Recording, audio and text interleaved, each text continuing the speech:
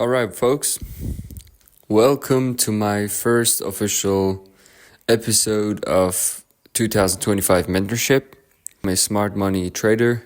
I've been practicing trading since March 2023, and I'm not gonna say that I'm profitable, but I'm pretty much sure that I know what I'm doing. So I have a model that I want to share with you all on this YouTube channel. And I don't want to take any responsibility for the trades that you guys are taking, or I don't want to be the reason that you guys lose money or win money. I'm just going to share with you guys my knowledge, what I've learned, my mistakes, and what we can all learn from those mistakes. So this channel is actually for my trading journal. So I'm just posting what I do in my journal, in my personal journal, about trading, not about my personal life, only about trading. The purpose for this is for myself, first of all, to review my trades. I'm gonna record my trades live, and it is very important to mention here that I'm doing the trades that I'm posting on this channel are only paper trading. I repeat, these trades are only paper trading. It's a demo account. There is no real money involved in those trades that I'm gonna post on this channel, because there are legal reasons that I'm not gonna mention here in this video, but later on in my other videos I'm gonna talk about them. I live in Germany, and I'm not allowed, because of the government in Germany, to post about trades with real money. I'm not verified to do that. So I'm just gonna do demo trading here. But if you're smart and you have a brain, you know that it is exactly the same to do it with real money. There is no doubt in my model that it works, and that is absolutely profitable. So all in all I post here is for learning and sharing my journey with all of you guys, and for myself to later on come back and watch those videos and learn from them, and to just journal my trading. So let's not talk more than that, and let's go right into the video. So right here on the 15-minute chart, there's not much to see. We can see that there's sell-side liquidity and relative equal lows. And here on the daily, we can see price has been trading down and is trading inside a daily fair value gap, is SIBI. And there are a lot of new week opening gaps above. And here on the weekly chart, there is a weekly order block that I marked it out right there. And we can see that last week, the previous week, was pretty much bearish, and it has a very big wick. So we marked this wick out, and there is the 0, 1, and the 50% level, the consequent encouragement.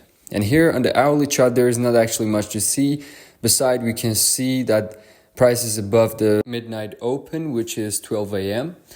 And on the 15-minute and 5-minute chart, and on the 5-minute chart, we can see here price is trading up inside a 5-minute fair value gap, a SIBI, and I marked this out right here. And it's also the first presented fair value gap opening range, and we have a higher opening range gap. And here on the 5-minute chart, we can see really good that there are relative equal lows, which is sell-side liquidity. So here on the 1-minute chart, I don't have any time to waste, so I go right into it. There is the first presented fair value gap, this shaded area, this gray shaded area. Price traded first above it and then below it, and then it traded up to it again. It traded to the consequent encouragement of it, which is the 50% level, and it used it as a premium array, PD array. And it's also, this fair value gap is also used as an inversion fair value gap. So the consequent encouragement of it is a premium PD array, and it's trading down right now. And guys, please, all of the times that I'm talking about is the New York Eastern time, because the algorithm, or whatever you want to call it, is referring back to this time frame. New York Eastern New York time, okay? You have to do that in your chart. So the stop loss placement is right at this short term high, which is also the high of this fair value gap, or the first candle of the SIBI of this fair value gap. And right here I just do that thing that everyone is doing just to make it clear how many ticks, how many handles, and what I'm exactly trading and doing right now here. So I aim for these lows right there, the relative equal lows at 6 a.m., which is also the London low. Right here we can see it. I marked this out. And this is pretty much an easy trade because yesterday, the previous day, has been bullish, and today during London, prices has been also only trading up. We can see this here, the midnight open. Price gyrated around it a little bit, small consolidation, and then it really traded up aggressively. And during New York Open, it also traded up. So right here is the midnight open.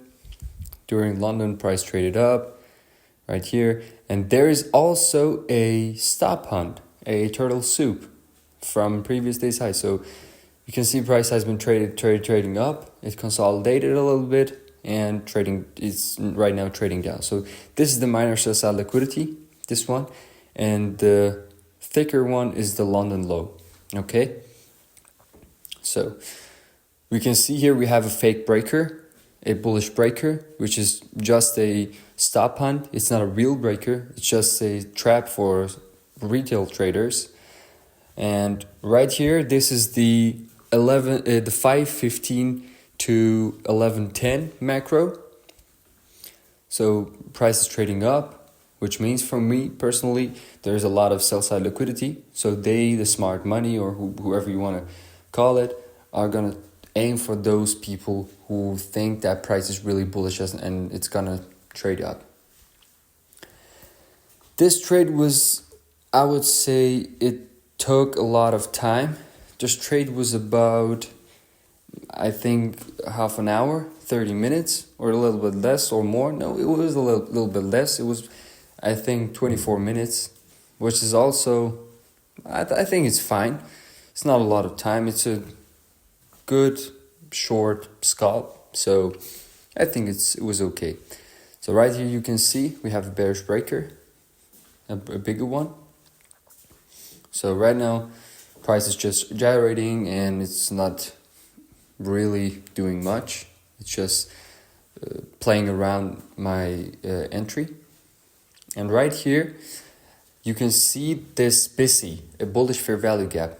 I want to see price trade below this BISI and close below it. Not only trading below it and create a big wick and trade up again. I want to see it to genuinely go below it and close below it. This is the important part. I am also writing it down here. I see right now. I want to see a close below below this fair value gap, because when it closed below it, it shows to me that the bearish side of the market is dominating the bullish side, and they really want to send price lower, or the algorithm is really referring to the sell side. So right here, this one, as you can see, this bullish candle traded up to the concentrated encouragement of this fair value gap, and then boom, it's trading down right now. And I want to see a close below this fair value gap now. And I think it gave me that one, this candle right here. Yeah, there we go. Yep. As you can see, price closed below it. And this is the 5-minute chart. There's a small volume imbalance, which would be great if price closed below this volume imbalance, below this 5-minute volume imbalance. Then it can use this volume imbalance as an inversion, and it's much stronger because it's a higher time frame. So right here I'm just playing a little bit around to see what price is doing, and right here you can see price actually trading down. And right there I'm taking 10 contracts off, or 10 lots, or whatever you want to call it. In this case 10 lots. I'm taking 10 off because I genuinely think that price was pretty much bullish, and it did a lot during London session. And whenever price is doing a lot during London session, the New York session is gonna be pretty much quiet. It's not gonna be that volatile and you know that much of fun and excitement. So the minor sell side liquidity, I'm gonna take 10 contracts off there. Right there. There's another re-entry here. There's the SIBI, the bearish fair value gap, right there.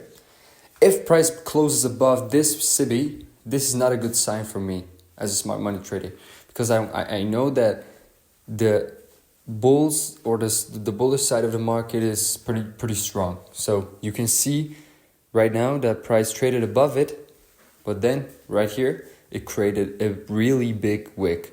And I traded right below the 50% of it. So right here you can see weakness in the market. Okay? And these are details that you guys are not going to learn overnight. I've been practicing trading or demo trading or whatever you want to call it for 3 years. I've been back testing. I've been tape reading the market.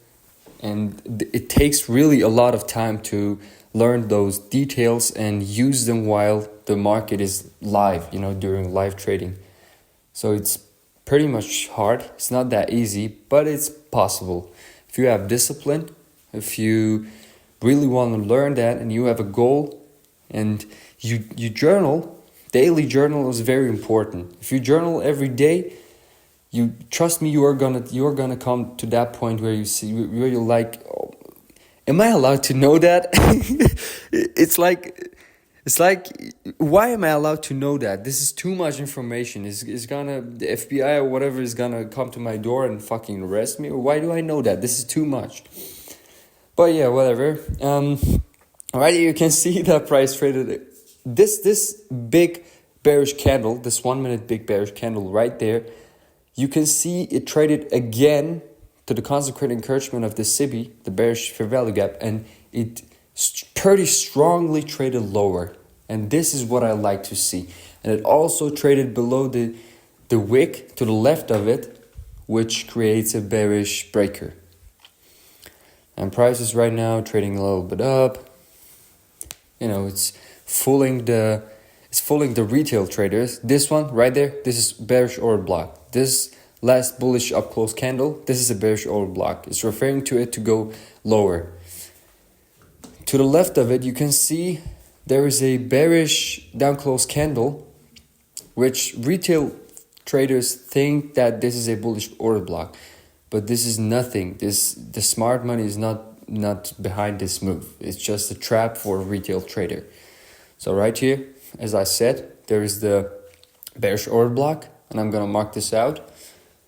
Right there, you can see this is the bearish order block. Price referring to it. It's not gonna close above the 50% of it, the main threshold of it, right there, and it's trading lower. And you can see the numbers, those $740 or whatever it is. During trading, I'm not looking at this. I'm not looking at those numbers, because all I'm looking at are the candlesticks. All I'm focusing on is price action. What is price doing? What details is price giving me? Because the number is genuinely, it doesn't matter. It's just a number coming up, going down. You have to be really, really stoic about trading. I know it sounds kind of stupid, but if your emotions are involved in trading, I'm not gonna say that you will not be profitable, but you will have a really, really, really hard time trading, because it doesn't matter how good your model is, you are gonna lose. This is a fact. Even the best traders in the world have losing trades, but the importance of it is how you're gonna deal with those losing trades. And the most important thing, and I mean it like I say it, genuinely the most important thing about it is risk management. If you would ask me what is the key to profitability, I would say risk management. Risk management is genuinely underrated, and I don't understand why, but if you're greedy and you're risking more than you can, more than one or maximum 1.5% of your account, you are willing to destroy the account. And this is a fact.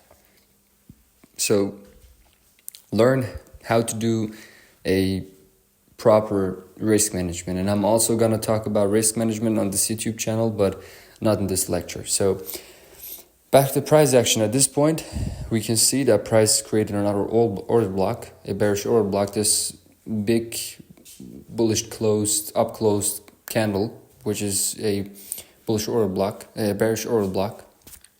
And at this point, I have the 10 lots or the 10 contracts placed, a partial, there we go, it's taken.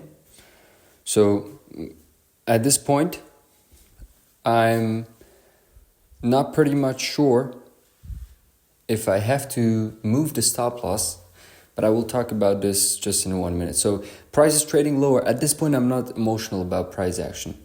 I am zero emotional about price action. I genuinely wanted to close the trade fully at this point, but I didn't because I have a model. And my model is telling me you don't close the trade until it hits your take profit. And this is what I've exactly wanted to talk about. You cannot let your emotions control you, because if you are an emotional person, you will have a genuinely hard time trading, and you will have also more losing trades than you think. So right here we can see that price rejected it, the big bearish candle, the down close candle. It traded higher and created a pretty much big wick. So I'm interested in price, what price is gonna do. So here I moved my stop loss above the bearish order block, the first bearish order block, not the new one that has been created. And at this point, there's not really much that I can do, because my model is telling me the stop loss is placed, the take profit is placed, and there are two options for me. First, it's gonna trade higher and it's gonna go against me and hit the stop loss, which is also in profit right now for me. Or number two, it's gonna trade lower and take profit, which would be the best scenario for me. So at this point, you can go out and do something else, do some sport, do whatever hobby you have, and just go away from the price action. But in this case, I've stayed there because I love trading and because I wanted to record a video. So yeah, right there we can see a bearish fair value gap, a SIBI, which is called the SIBI. And price is right now trading back higher to the SIBI. And right here we can see on the hourly chart, there is a really huge fair value gap, a BC, that price traded down to it, which also changed my mind a little bit. I was thinking at this point it might just go higher and hit the stop loss, because the higher time frame was bullish and the seasonal tendency is also pretty much bullish. But at this point, I just didn't care, and I admitted myself fully to the trade, and I was submitting to the trade, so I just let it run. Right there, there is a very important thing about price action that I want to talk about. If you think that price is genuinely bearish, you don't want to see price close above the 50% level of a SIBI, a bearish fair value gap, which is called also the upper quadrant. So I repeat, you don't want to see price on the 1 minute chart close in the upper quadrant of the fair value gap. The best scenario will be it will not even trade higher to the upper quadrant. It will just trade to the lower quadrant, which is below the 50% level, or just to the consequent encouragement, and it will reject it and immediately trade lower. But in this case, we can see that price traded even higher to the upper quadrant, and it also traded outside of the fair value gap. But it's still not a good reason or enough reason for me to say that price is not bearish anymore, because it didn't close above this fair value gap yet. So I just let the trade run. It might just be trading higher to, smart money is accumulating more position. So at this point, price right here, it is just about to close. Yeah, right there, we have it. Right here, it just closed in the upper quadrant of the price action of this fair value gap, which is not a good sign, but it's still, I repeat, still not enough reason to say that price is not bearish anymore. So I just let the price run to see if it's gonna give me another run. And I also write it down here. You can see if price closes above this fair value gap, I don't think it's bearish anymore. And this is the harsh reality and the hard part of trading. Even though it might just trade against you, go higher and hit your stop loss, you still have to convince yourself that you are not allowed to close this trade because your model is telling you something else. So yeah, and we can see here it rejected, it traded pretty much lower again. It traded outside the line of the 50% level, a little bit above it, but it's still okay. It closed below it again. So at this point, I'm pretty much interested if this bearish candle, this first created bearish candle with a big wick, if it's gonna be a rejection block. I'm pretty much interested in that. And if you guys don't know what a rejection block is, I'm gonna talk about also the rejection block on this channel, but I'm not this far yet. I'm not gonna talk about it in this lecture. A rejection block is pretty much that. Well, this is summed up together, but the short explanation of a rejection block would be when price traded against the bias, it creates a candle with a big wick. Price will trade to the consequent encouragement of this big wick. It will reject it and trade to the other side. So yeah, this is pretty much short explanation of it, but this is what it is. So at this point, I'm pretty much interested in price, what it's gonna do.